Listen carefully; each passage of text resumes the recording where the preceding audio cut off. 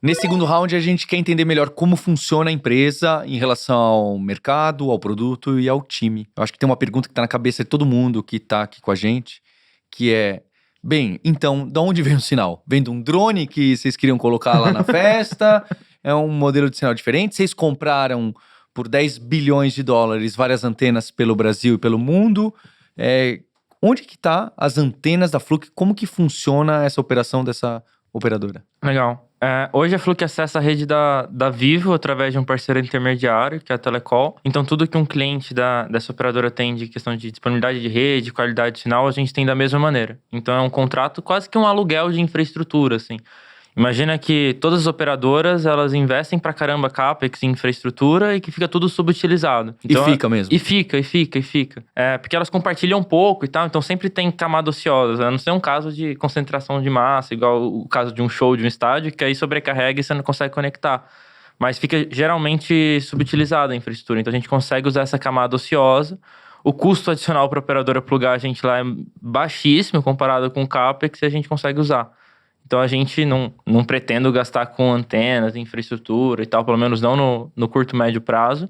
A gente vai usando essa infraestrutura que já está por aí e otimizando ela. Bem, aí vem aquela pergunta de investidor, de empreendedor, startupeiro, que é, legal, qual que é o interesse da Vivo de ajudar vocês nessa empreitada?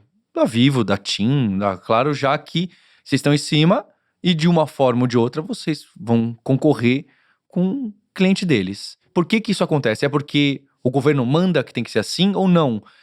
Vamos crescer junto? Ou tá na coluna do meio? Porque imagino que isso seja um impeditivo. Sim. Não pode qualquer hora alguém querer quebrar vocês apertar um botão ou fazer um truque em algum contrato? Legal. Acho que a regulação tem evoluído recentemente, é um ponto importante para ajudar a gente também. Mas o surgimento das operadoras virtuais mundo afora vem de um interesse comercial das próprias operadoras, assim. Então, esse é o nome, operadora virtual. Isso, operadora virtual. Então, imagina que qualquer operadora de celular tem 4 principais linhas de custo, que vai ser custo de aquisição de cliente, custo de serviço, atendimento, custo de software, custo de infraestrutura, da infraestrutura física.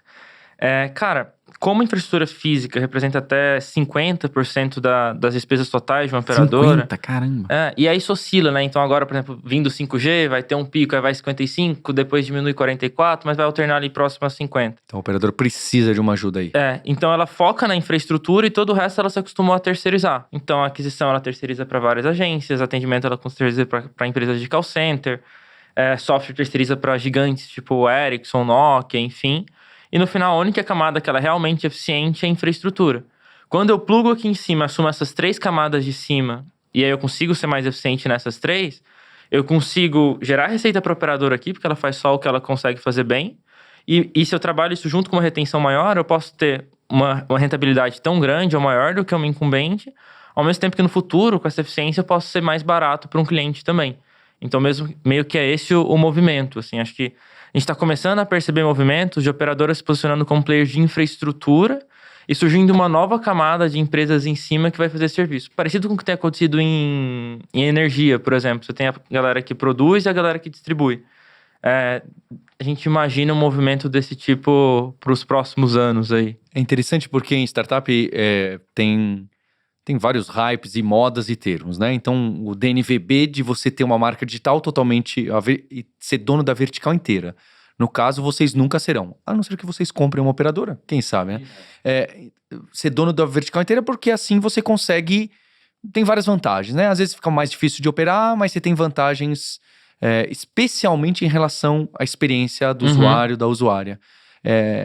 Mas vocês estando, como você colocou nesses 4, eu imagino que vocês estejam nesses 3 em cima, talvez 2,5, né? Talvez esse software ainda tem Sim, umas coisas divididas. Tem uma parte dividida, mas tendo a parte de cima da stack, vocês estão mais próximos do cliente final, e aí vocês podem fazer o play que Nubank, que os outros, as outras startups fizeram com meu foco é no cliente, é o CX, é o atendimento, é a experiência, é a transparência, é responder um chamado à meia-noite, não sei se é o caso também, mas é por aí então o raciocínio. Tudo bem de eu ter essa parte comum debaixo da stack, com empresas que podem ser concorrentes de alguma forma, mas a de cima eu consigo evoluir melhor, porque eu estou focado aqui e estou trazendo esse diferencial da década de 2010 para frente, que é user-centric. Não sei, esses palavrões aqui que aparecem aqui bastante no Like a Boss. Né?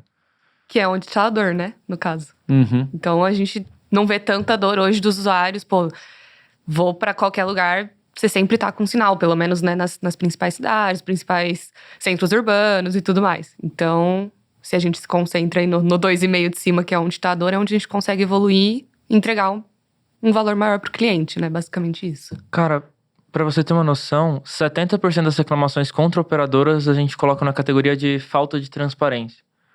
Que aí vai ser cobrança indevida, alteração de contrato de aviso prévio, você contratar um serviço e não te provisionarem. Então você está muito mais na camada de cima do que de fato na parte da infraestrutura, que no passado já foi muito mais relevante, mas que hoje, principalmente nos grandes centros, é meio commodity, né? Enfim, está no centro de São Paulo aqui e as operadoras vão ter qualidade de rede. O que elas não têm ainda é serviço.